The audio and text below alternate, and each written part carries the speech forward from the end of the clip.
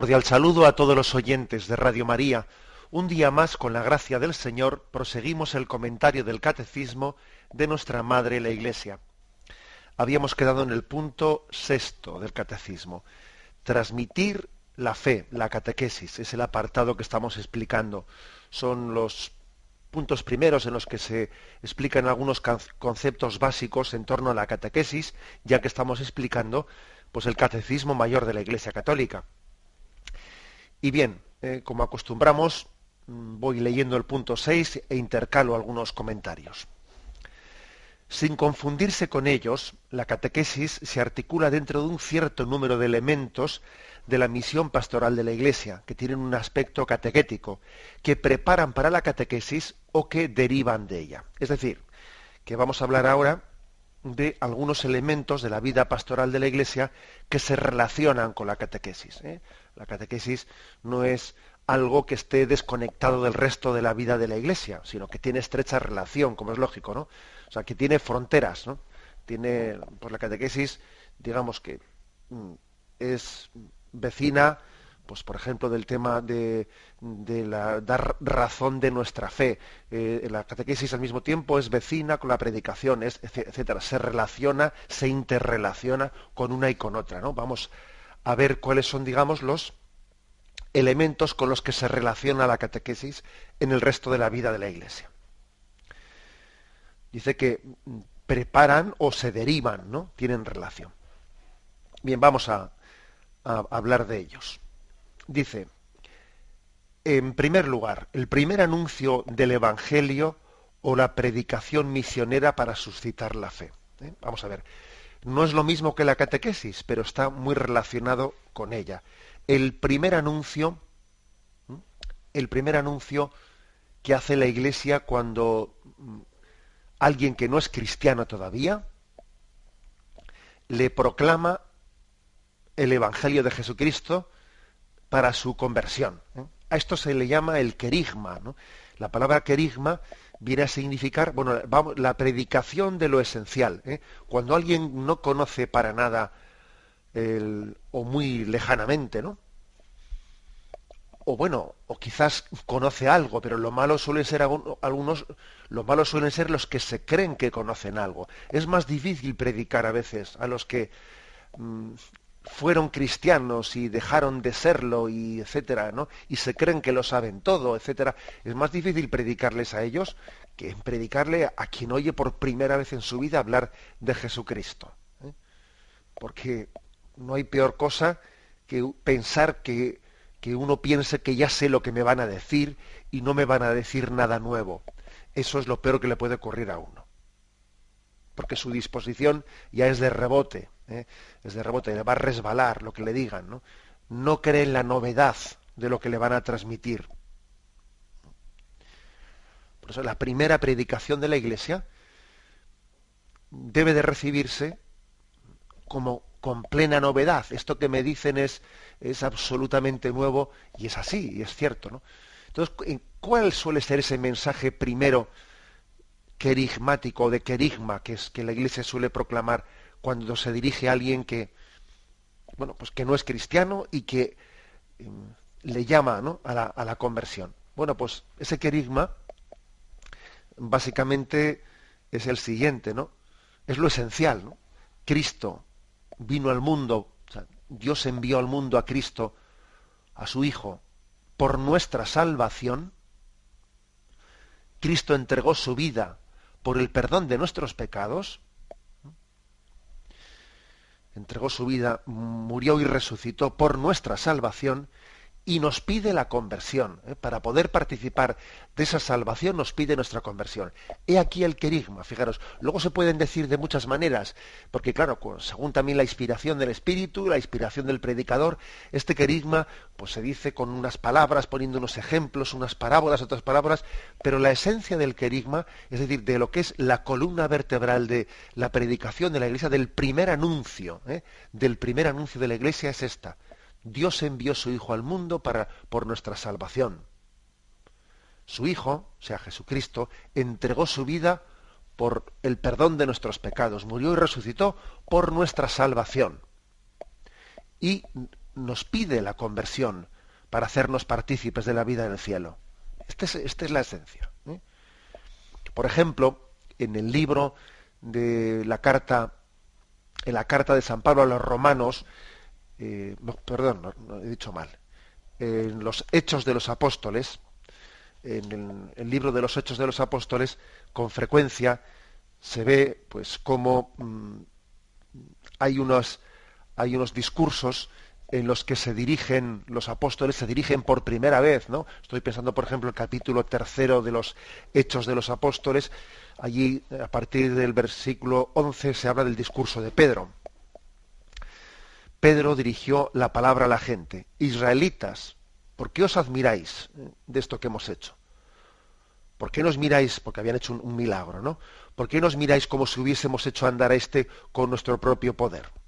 El Dios de Abraham, de Isaac y de Jacob, el Dios de nuestros padres, ha glorificado a Jesucristo, al quien vosotros entregasteis y de quien renegasteis ante Pilato cuando había decidido soltarlo.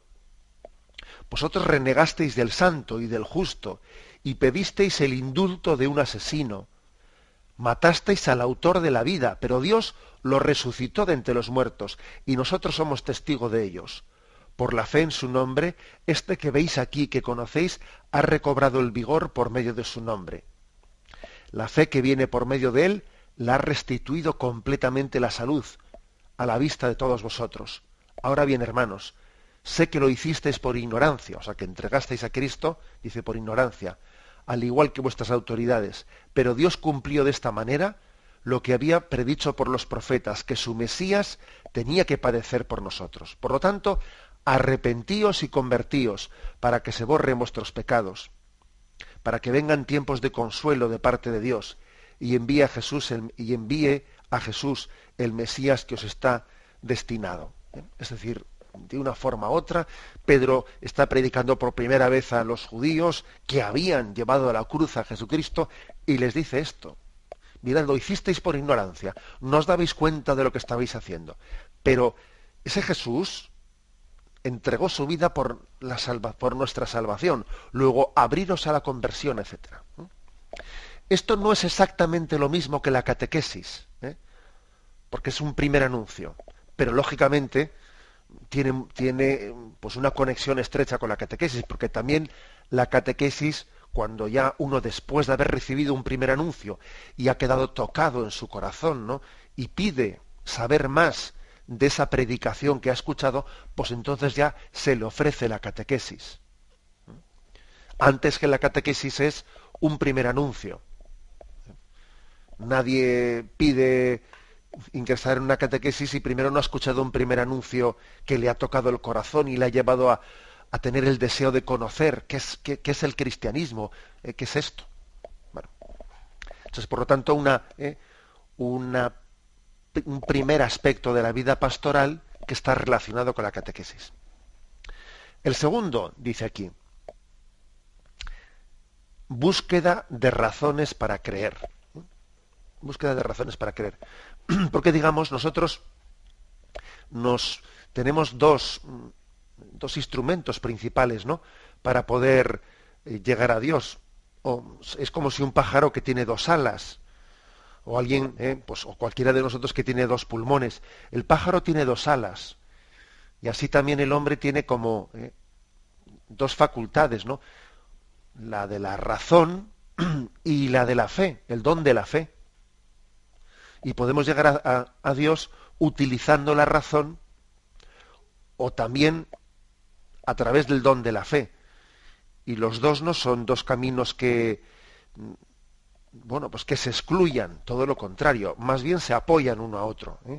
Y igual que un pájaro tiene dos alas y tiene que utilizar las dos, y además de una manera conjugada, armónica, para poder volar, también así nosotros tenemos que utilizar fe a través de la fe, pero a través de la razón, que la razón también es la fe que intenta entender, y que se hace preguntas, y a través de las preguntas, pues también Dios nos ha dado una capacidad racional de conocerle, ¿no?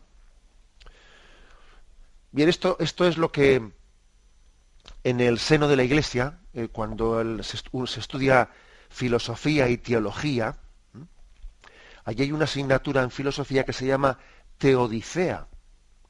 Y esa asignatura de teodicea, o sea, ¿qué es lo que decimos de Dios? O sea, a través de nuestra razón, ¿qué podemos conocer de Dios? Bueno, pues es la ejercitación de la razón conducente a la fe. Y yo recuerdo que pues en mis tiempos de seminarista, cuando estudié filosofía, pues os voy a decir que fue uno de mis grandes descubrimientos, ¿no? Me impresionó comprobar cómo había una asignatura como esta de la teodicea, que se tomaba en serio qué tipos de argumentos podemos llegar a utilizar para hablar de la existencia de Dios y para hablar sobre Dios, ¿no? Pero desde el punto de vista racional, antes de habernos apoyados en la fe. Me sorprendió, me impresionó, porque entendí que, claro, que tenemos una razón que Dios nos la ha dado para conocerle también, no solo para conocer el mundo, no solo para transformarlo. Oye, Dios te ha dado una capacidad de conocerle, ¿no? Eso es lo que dijo el Concilio Vaticano I. Una de las definiciones dogmáticas del Concilio Vaticano I fue la siguiente: el hombre tiene capacidad natural de conocer a Dios. O sea, Dios nos ha creado con capacidad racional de poderle conocer, de poder conocer su existencia.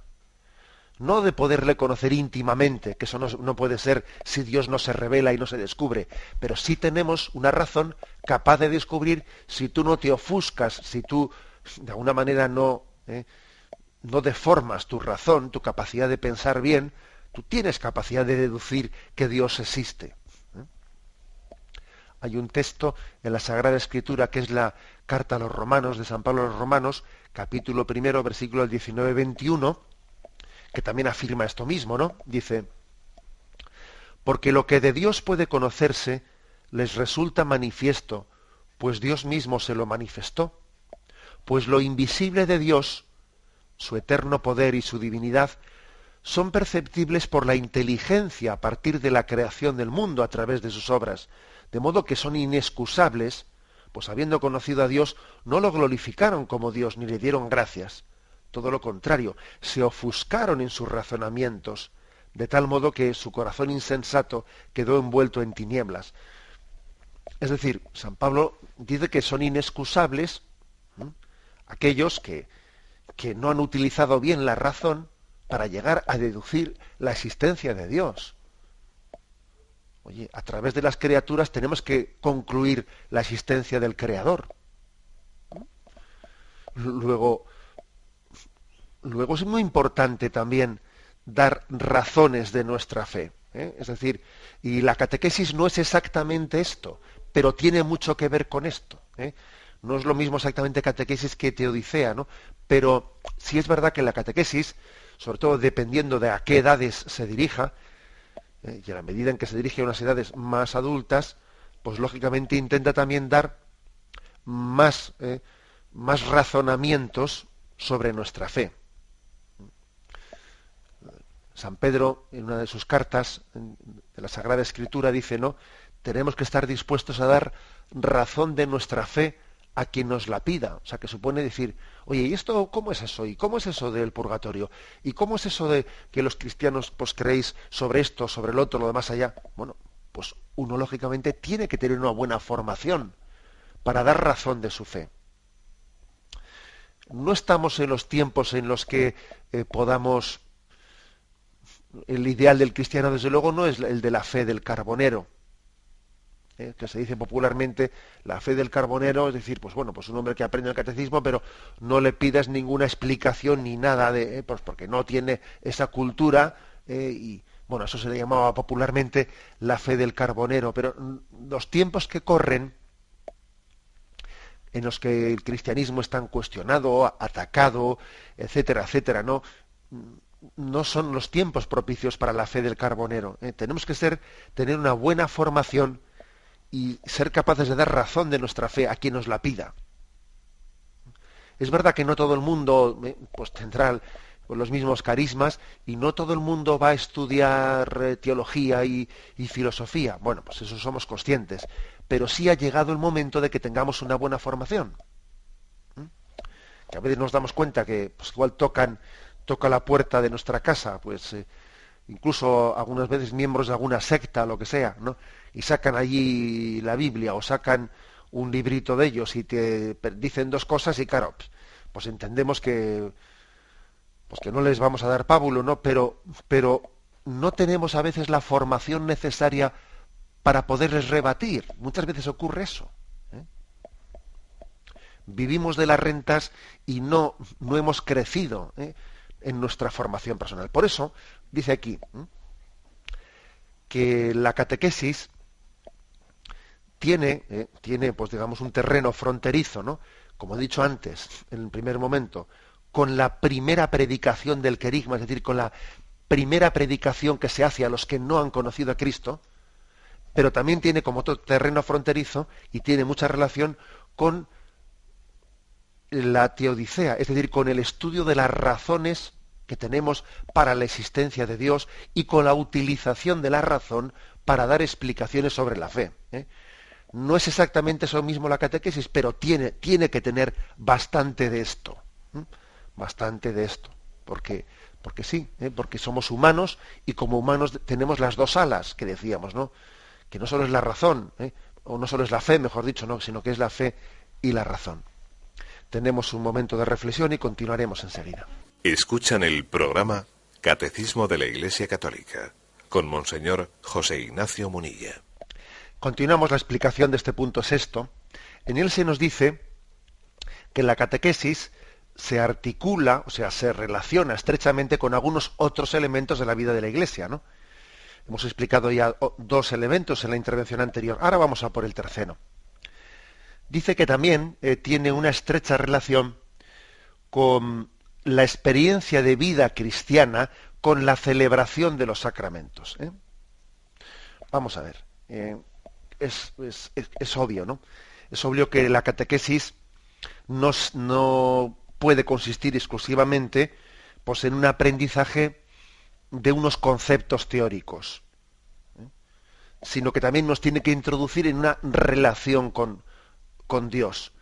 El peligro de la catequesis es limitarse a hablar con Dios, al revés, a hablar de Dios sin llegar a hablar con Dios. Eso es un error, el error del camarero que suelo decir yo, ¿no? Pues que a veces los propios catequistas o los sacerdotes o los obispos tenemos el peligro del camarero, que es aquel que va con la bandeja por la sala repartiendo y todo el mundo va picando de la bandeja, pero él no come, ¿no? Y pues eso no puede ser. Bueno, algo parecido pasaría con el que es catequizado y le hablan de cosas, pero sin acompañarle a experimentarlas, y eso no sirve. Por eso las catequesis suelen tener hoy en día, ¿no? En los métodos, digamos, catequéticos actuales, suelen intercalar también celebraciones. Se hace una catequesis sobre el perdón, etcétera. Bueno, luego hacemos una celebración sobre el perdón. Y si el niño ya ha hecho la primera comunión, pues recibe en esa celebración el sacramento del perdón, se confiesa personalmente, etcétera, ¿no? Y por eso también la catequesis va intercalada con la recepción de los sacramentos, ¿no? Pues uno dice, recibo la catequesis, bueno, recibo la primera comunión y continúo haciendo la catequesis después. Y recibo después la confirmación y continúo, es decir, se trata de que tiene que haber, ¿no? Pues una correspondencia entre aprendizaje y experiencia. Aprendizaje y experiencia. Y esto es importante. No es exactamente lo mismo, pero tiene que estar integrado, ¿no? Tiene que estar articulada la catequesis con la experiencia. Habéis escuchado en alguna ocasión, creo, en este programa, pues ver cómo hay un equilibrio entre distintos aspectos, ¿no? de la vida cristiana, que es muy importante guardarlo. Cuando Jesús nos dice en el Evangelio, yo soy el camino, la verdad y la vida, Yo soy el camino, la verdad y la vida. Nadie va al Padre sino por mí, ¿no? Un famoso versículo del Evangelio de San Juan. Bueno, pues esas tres palabras, la verdad es que nos están hablando de un equilibrio, ¿eh? Camino, verdad y vida. La verdad, obviamente, se refiere al credo, ¿eh? A la enseñanza, ¿eh? A la enseñanza de las verdades de fe. Pues Dios creador, Dios que envía a su Hijo, es decir, esa es la verdad que nos anuncia el Evangelio. El camino se refiere principalmente a los mandamientos, a la moral, el camino para llegar a Dios, cómo debe de obrar el hombre, ¿no? Para llegar a la vida eterna.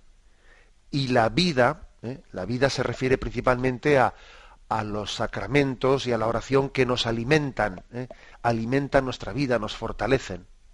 O sea, son tres aspectos: credo, moral y sacramentos. Y los tres tienen que estar en equilibrio.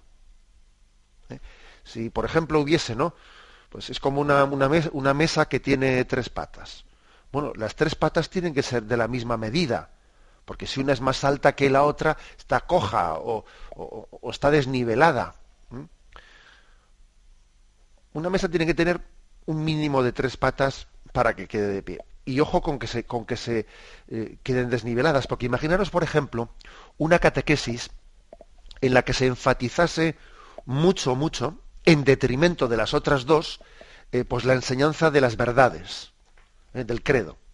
Bueno, pues ahí tendríamos un cristiano que sabe mucho del catecismo, sabe mucho de qué es lo que piensa la Iglesia, su magisterio, conoce el magisterio, conoce la Escritura, ha leído la Escritura, ha leído el magisterio, es capaz de hablar de las encíclicas del Papa, lo otro, sí, está muy bien, o sea, intelectualmente muy bien preparado, pero no dejaría de ser, de alguna manera, un teórico abstracto. Un hombre que sí, que tiene la teoría muy desarrollada, pero no la vive, no tiene experiencia interior de ella, no ha hecho experiencia en la oración, no la ha experimentado en los sacramentos, y además no es coherente, pues no es coherente porque tampoco está educado en el camino, es decir, en el seguimiento de Jesús. Se sabe la teoría, pero no es coherente con su vida. Imaginaros que la mesa tiene no esa pata, sino otra. Por ejemplo, el tema de alguien que ha sido educado pues en conocer muy bien el camino, en respetar las normas, en respetar los mandamientos. Alguien a quien se le ha enseñado el cristianismo bajo una perspectiva moralista, de que tienes que hacer esto, no hay que comportarse así, esto sí, esto no, pero se ha enfatizado mucho ese aspecto en detrimento de los otros dos. Entonces, ¿qué ocurre? Pues es alguien que tiene una educación muy moralista, por hábito y por tradición, un poco pues se mantiene unos hábitos, pero fijaros bien, le falta conocer a Jesucristo, le falta conocer la gracia, le falta conocer que sin la gracia de Cristo no va a poder ser fiel al cumplimiento de los mandamientos. Tiene riesgo de voluntarismo, de pensar que la voluntad humana lo puede todo, y eso es falso. Y además no tiene experiencia interior del amor de Cristo, ¿no? Imaginaros, por último, que esa mesa tiene la tercera pata crecida, sí, es decir, alguien que entre esa tríada, ¿no?, de camino, verdad y vida, ha cultivado mucho la vida, mucho la experiencia. Alguien, por ejemplo, que ha hecho muchas experiencias de oración, alguien que ha subrayado mucho el sentir interiormente, experiencias, esto también está bastante de moda hoy en día, sentir interiormente mucho el experiencialismo, pero sin conocer la doctrina, y sin seguir los mandamientos, sino buscando más bien una especie de, como buscando un bienestar, podríamos decir, por las experiencias interiores. Esto es muy típico de la nueva era, que es buscar un experiencialismo que a uno le haga sentirse bien, como si ser cristiano fuese una especie de búsqueda de técnicas de relajación para que yo me sienta bien. No, mire usted, o sea, ser cristiano supone un equilibrio entre camino, verdad y vida, conocimiento de la doctrina cristiana, coherencia en el seguimiento de los mandamientos y experiencia interior en los sacramentos y en la oración. Supone un equilibrio, y la mesa tiene que tener las tres patas de una dimensión igual o parecida, pues porque de lo contrario obviamente va a haber problemas.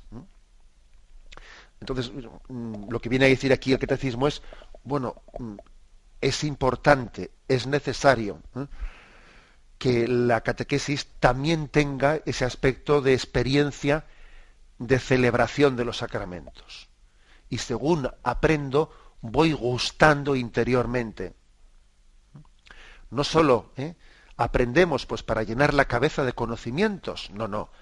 Aprendemos en la catequesis para experimentarlo, para tener conocimiento interno, no solo conocimiento externo, sino conocimiento interno del amor que Cristo nos tiene. Bueno, y el siguiente dice, estamos hablando de estos elementos de la vida de la Iglesia que se relacionan con la catequesis. Integración en la comunidad eclesial. Vamos a ver, ¿qué tiene que ver esto con la catequesis? Pues claro que tiene que verlo.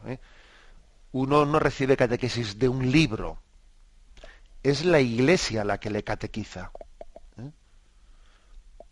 La Iglesia la que le catequiza. Entonces, ser catequizado no es un acto individual. Y no me vale que dice, no, pero si yo por internet busco un libro, no, mira, vamos a ver. No. Incluso, por ejemplo, recibimos esta catequesis aquí por radio, según uno va en coche a un sitio. Bien, pero mira, es la Iglesia la que te está catequizando, no una radio, no un libro. O sea, tú no tienes una catequesis al margen de la integración en la Iglesia. Igual hay uno que dice, pero bueno, pues si yo voy a la Iglesia y no sé si allí me ayudan si casi prefiero el libro yo directamente, si casi prefiero poner la radio directamente, si en la Iglesia, no te equivoques. Si alguno piensa que los demás como que le estorban para llegar a Dios y que él casi prefiere quedarse solo y tener como una vía directa, ¿no? Una vía directa que los demás me estorban, se está equivocando. Dios nos catequiza a través de su Iglesia. A través de su Iglesia, que es nuestra madre. Y la madre, oye, pues utiliza medios, y también la propia radio, y pues el propio internet o lo que sea, pero fíjate bien, siempre la catequesis te la da la Iglesia. Y es muy importante mi integración en la comunidad, en mi comunidad cristiana. Es muy importante. Pues por el hecho de que nosotros no hemos recibido la Biblia ni el catecismo, no lo hemos recibido como un libro separado de la Iglesia, no, es que es la Iglesia la que ha escrito la Escritura. Es la Iglesia la que te enseña a leerlo, es la Iglesia la que te enseña a interpretarlo. La palabra se encarna, la palabra de Dios se encarna en la Iglesia. Luego no hay una palabra desencarnada de la Iglesia.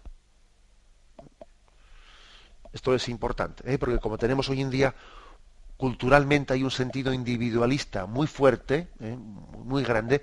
Yo sé que hay personas que les cuesta esto. También os voy a decir que a veces he recibido cartas que me han emocionado, ¿no? Cartas que me han emocionado de oyentes de Radio María, oyentes del Catecismo, que, bueno, se han encontrado con este programa sin que sean todavía practicantes, ¿no? Sin que participen de una comunidad parroquial, sin que se acerquen a los sacramentos, etcétera. Y a veces te escriben algún correo electrónico, alguna carta, y te impresiona y te emociona ver pues que Dios ha llegado a través de un instrumento a ellos, ¿no? Pero siempre, obviamente yo siempre cuando les contesto, les digo algo, les digo, pero te falta algo muy importante, ¿no? Porque en Radio María te estamos hablando de Dios, y ahora tú tienes que hablar con Él, tienes que dar el paso de relacionarte con Él. O sea, es decir, no sirve un mero instrumento como una radio. Ahora tienes que ir tú a la Iglesia y sentirte miembro de ella y experimentarla. Es decir, ¿se puede recibir la gracia de Dios en su integridad a través de los medios tecnológicos? Pues no. ¿Yo no puedo recibir el perdón de los pecados a través de Internet? Pues no. sí que puedo recibir esta catequización que estamos haciendo ahora mismo, pero que me conducirá a la Iglesia, me llevará a ella, si la voy recibiendo bien, ¿no? Por eso yo les animo a los oyentes, que los habrá, pues claro que los hay, que escuchan estos programas, pero que todavía no son practicantes o se alejaron en su tiempo de la práctica de la Iglesia, a que compaginen pues esta enseñanza con la experiencia de la recepción de los sacramentos, de la oración, etcétera. Es que es muy importante. Es como si se pusiese Jesús a los pies de Pedro y le dijese, oye, déjate limpiar los pies. Y Pedro dice, no, a mí no, a mí no me los limpies. Déjate, que si no te limpio los pies, no tienes parte conmigo.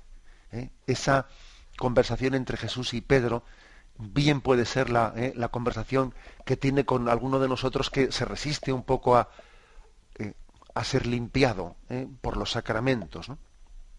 Por tanto, tenemos que integrarnos en la comunidad. O sea, la catequesis, ¿no? El hecho de que la recibamos pues en la propia parroquia, de que sea la parroquia la que nos pida, y quizás que a mí también me pida ser yo catequista de los demás, o sea, es decir, dejarme limpiar los pies y también yo ser servidor y limpiar los pies a los demás, nos hace recordar que hay una relación muy estrecha, ¿no?, entre catequesis e integración en la vida de la Iglesia. Tenemos un momento de reflexión y continuaremos enseguida. Continuamos en esta edición del Catecismo, explicando el punto sexto, la relación que tiene la catequesis con otras dimensiones de la vida pastoral de la Iglesia. Nos falta una. Dice que la catequesis también tiene una relación estrecha con el testimonio apostólico y misionero, con el testimonio de la vida de la Iglesia. Claro, la catequesis no solo es pues proponer unos contenidos, sino también es proponer testimonios de personas concretas. En la catequesis también, no es exactamente lo mismo, pero tiene relación, obviamente, una cosa con la otra. Dios se las arregla para poner santos en el camino de los que no lo somos. Entonces yo creo que la Iglesia nos muestra rostros de santos y que nos estimulan, ¿no?, para que veamos que eso que estamos estudiando en la catequesis no es una teoría bonita, sino que ha habido personas con nombres y apellidos que lo han llevado a la práctica, lo han encarnado pues de una manera maravillosa, ¿no? El rostro de Cristo tiene la virtud de hacerse presente y de seducirnos a través de otros rostros, de personas que están cerca de nosotros, ¿no?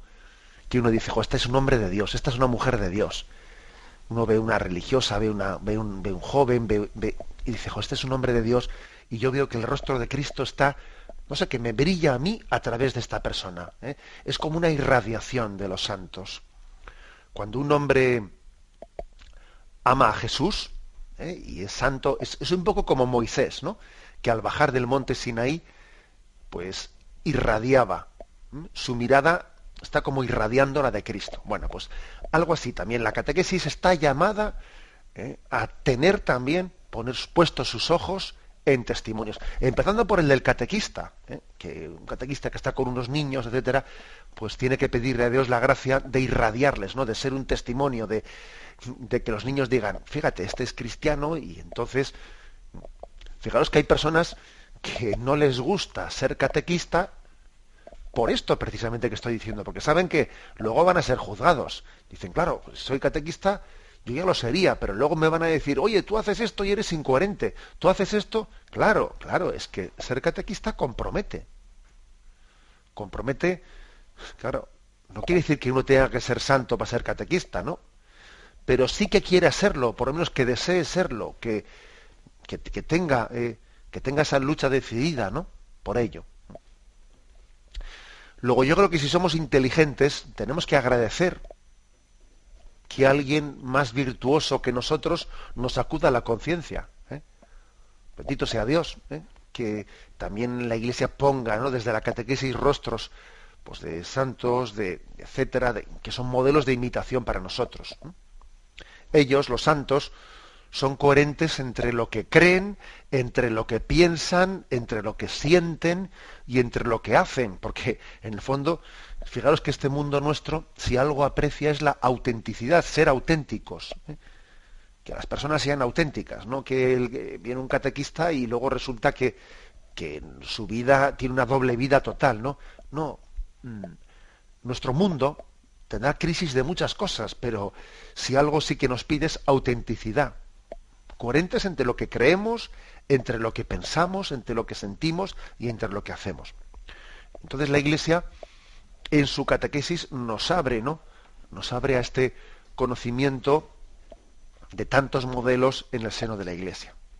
O sea que, como veis, se suele hablar de ser multidisciplinar. Bueno, yo no sé si es el término, pero sí que la catequesis tiene relación con otros muchos aspectos, ¿no? Como este del conocimiento de la vida de los santos, como la integración dentro de la Iglesia, como la experiencia de los sacramentos y de la oración, como el estudio y la formación para dar razones de nuestra fe, y como la primera predicación que dijimos. Son los aspectos que aquí se han explicado. Y aunque sea brevemente, voy a leer el punto 7, que es sencillito, que es sencillo.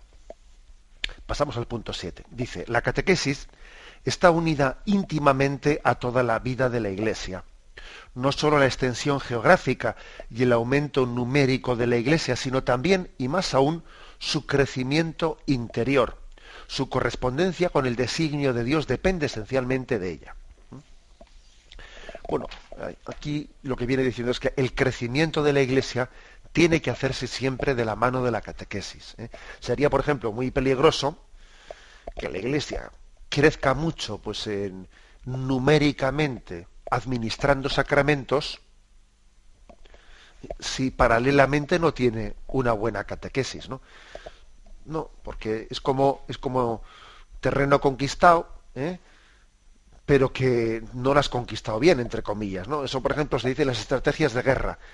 No vale que tú ganes terreno, luego el terreno que has ganado tienes que tenerlo bien cuidado. Bueno, pues olvidémonos de la guerra y ahora veamos lo que es la vida de la Iglesia. No basta con que tú digas: ¡hala!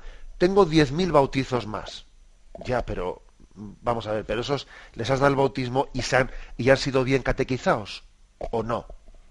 O sea, porque no basta con un crecimiento meramente sociológico, sino que también la Iglesia tiene que vigilar, pues a veces, la administración de los sacramentos sin la necesaria catequesis, que eso es un riesgo. Es un riesgo. O sea, nuestra meta no es tener más números. No. Si una persona no tiene... Tampoco no queremos ser lo contrario, ¿no? No queremos ser unos maximalistas que para recibir un sacramento parece que necesitemos nosotros una especie de exigencias humanas más allá de lo que el Señor nos pide para recibir su gracia. Tampoco es eso, ¿no? Pero entendedme que existe el riesgo de que haya como una extensión del cuerpo de la Iglesia por los sacramentos sin estar acompasada suficientemente, pues, con una catequesis, ¿no? Para que eso haya sido asimilado, haya sido interiorizado, etcétera. Y no únicamente esto, sino que también dice aquí, también en cuanto al crecimiento interior, los que incluso ya han sido iniciados, los que incluso ya han recibido los sacramentos de la iniciación cristiana, que sabéis que son bautismo, confirmación, Eucaristía, no, hoy en día, tal y como están las cosas, tal y como este mundo no está, pues, culturalmente bombardeándonos, porque es cierto que hay un influjo muy grande de bombardeo de un mundo secularizado, aunque hayamos terminado los sacramentos de la iniciación, es que la catequesis tiene que ser continua. Es que nunca nos podemos dar ya por suficientemente formados, porque el influjo del mundo es muy grande y luego no estamos en una sociedad que sea de cristiandad, que sea católica, sino que fácilmente uno sale y enseguida recibe un montón de influjos mundanos, es cuestionado, tiene que dar respuestas, etcétera. ¿No? Luego, no estamos en un tiempo en el que uno diga, bueno, yo mi iniciación ya la terminé. No, sino que estamos en plena y en continua formación. Esto es básicamente, ¿no?, lo que nos afirma el punto 7, que también hay un crecimiento interior dentro de nosotros, ¿no? Y un mantenimiento. ¿Sabéis cómo se hace el mantenimiento de los coches, no? Ahora, pues vamos allí, les pegan el repaso y les hacen la ITV y, bueno, pues también nosotros tenemos que tener un mantenimiento, y no solo mantenimiento, sino crecimiento interior, gracias a la catequesis. Lo dejamos aquí, damos paso a la intervención de los oyentes. Podéis llamar para formular vuestras preguntas al teléfono 917-107-700. 917-107-700.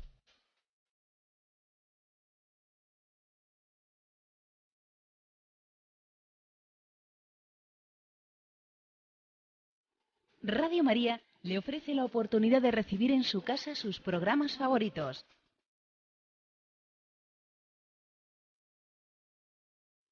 Ahora lo puede hacer a través de nuestra página web www.radiomaria.es o bien llamándonos al 902 500 518. 902 500 518. Pídanos el programa que más le interesa en cualquiera de sus emisiones, especificando el día y la hora que lo ha escuchado. Solo nos tiene que decir si lo quiere en CD de audio o CD o DVD en MP3. Haga su solicitud en el 902 500 518 y en www.radiomaria.es. Radio María, más cerca de usted.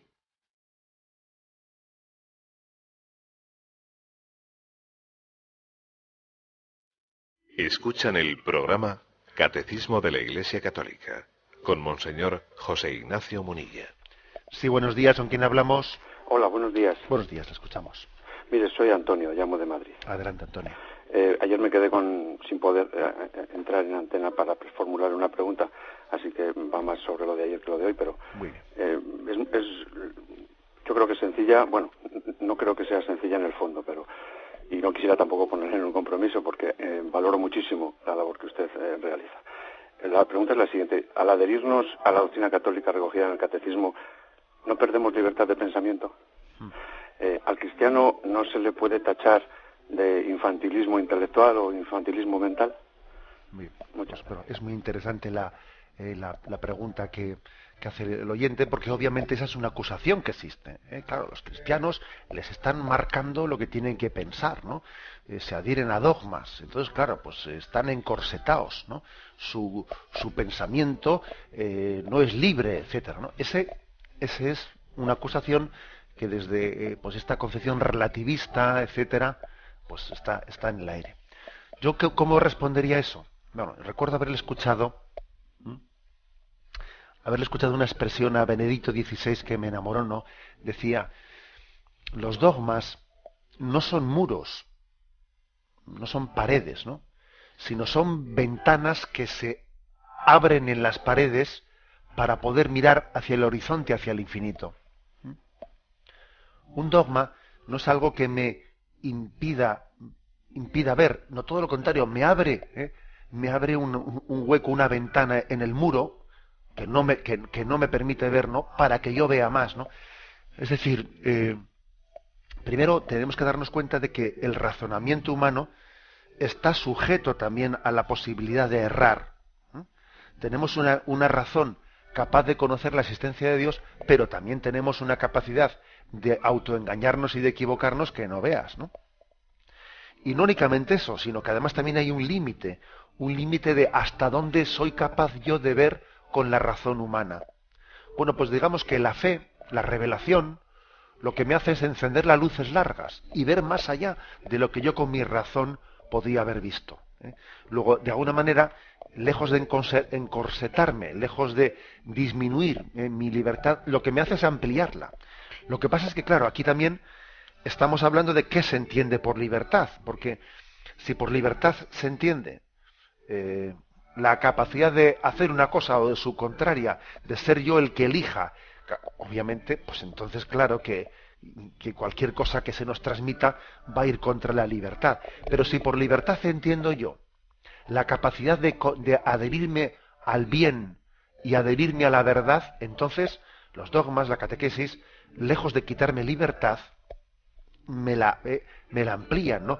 Fue San Agustín el que de alguna manera pues definió la libertad bajo este concepto, ¿no?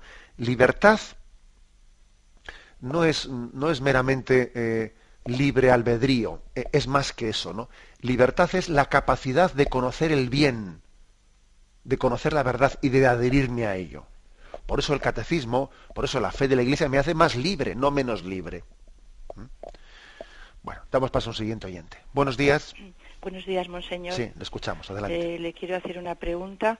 En España sabemos que tenemos muchas capillas de adoración perpetua y le quiero decir si es un sitio idóneo para dar catequesis. Gracias por su respuesta.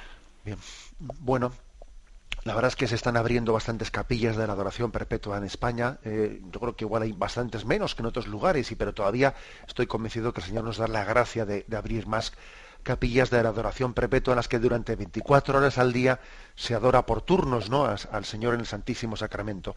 La oyente dice que si son lugares propicios para hacer una catequesis.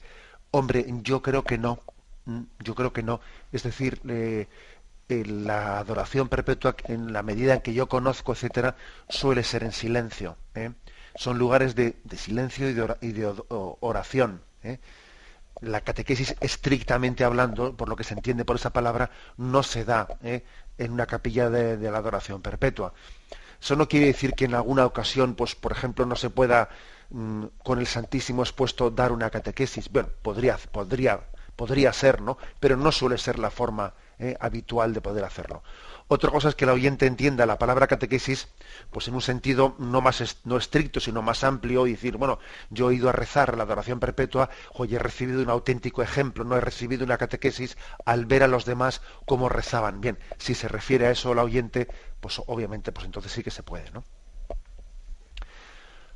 Damos paso al siguiente oyente. Buenos días. Buenos días, monseñor. Soy Alejandro de Madrid. Adelante, Alejandro. Adelante, sí, gracias. Sobre lo que usted habló de teodicea, ¿está bien dicho? Sí, teodicea, sí. Teodicea.